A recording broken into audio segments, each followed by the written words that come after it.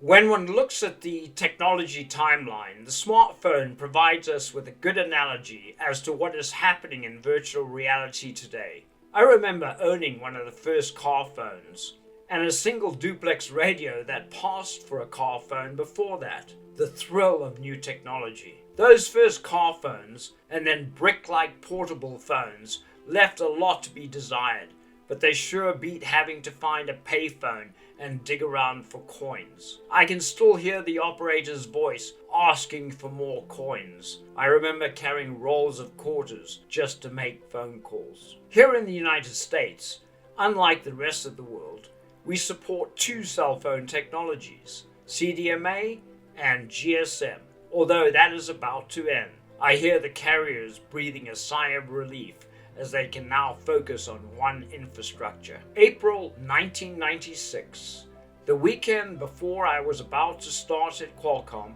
as their new media manager, an article was published in the local newspaper calling Dr. Jacobs, the founder of Qualcomm and the inventor of CDMA, a crackpot.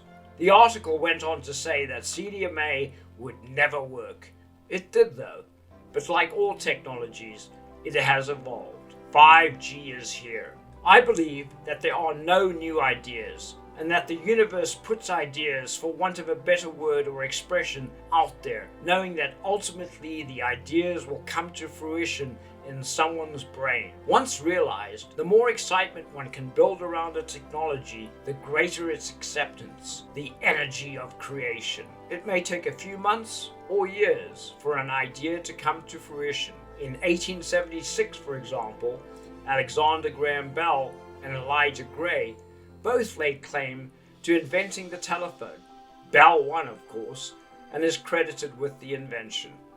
Consider the fact that 145 years ago, no one had ever heard of a telephone, and then reflect on the incredible developments that are taking place in XR today. Then, in quick succession, the radio was invented. In 1896, Marconi was awarded a British patent for improvements in transmitting electrical signals and impulses. In August 1928, the first ever television broadcast took place in New York.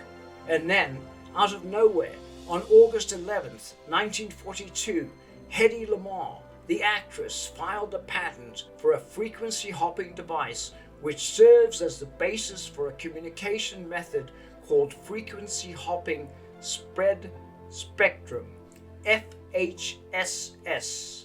FHSS paved the way for GSM and CDMA. It was in fact first adopted as a method of encrypting a radio signal and was used by various militaries around the world.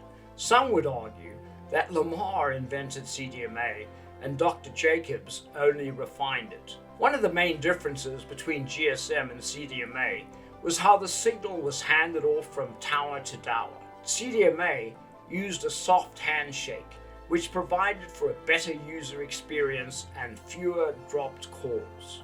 The first cell phones were slow and dropped calls were a real problem. While Qualcomm manufactured its first handsets, it wisely got out of the manufacturing business. Facebook would be prudent to apply a similar business model to the Oculus Quest. In the end, Qualcomm divested itself of all of its business units and focused on the chipset business and of course its intellectual property. One thing that I'm certain of is that just like cell phones, head-mounted displays are going to become a commodity. Today's smartphone is really a computer that has voice capabilities amongst many other capabilities. More computing power than a vintage supercomputer, a far cry from my first car phone. The first cell phones were also not capable of data, although text could be sent through a control channel previously used by pagers. The next step was being able to tether one's laptop to the phone and access the internet, albeit at a snail's pace. Not only has the computing power of the cell phone followed that of tethered devices such as desktop computers, but so is the throughput. I still remember how excited I was when I upgraded my 300 baud computer modem for a 1200 baud computer modem. I could now download or upload a 1 megabyte file in less than 2 hours. The pinnacle of it all in those days was the 56K modem. It now took less than 2.5 minutes to download that 1 megabyte file. Today, that same 1 megabyte file can be downloaded in 0.0070 of a second. The same thing happened with cell phones. 2G offered a theoretical maximum transfer rate of 40 kilobits per second. In theory, 3G bumped that up to 7.2 megabits per second. The fourth generation of mobile connectivity started to make waves in the late 2000s.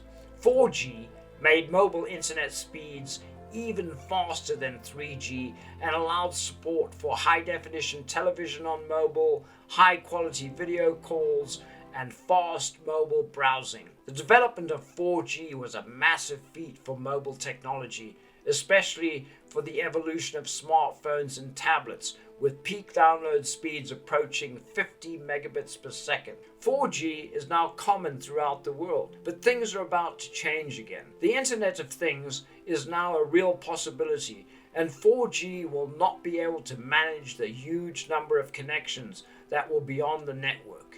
It is expected that more than 20 billion connected devices will be on the network by the end of 2020, all of which will require a connection with great capacity.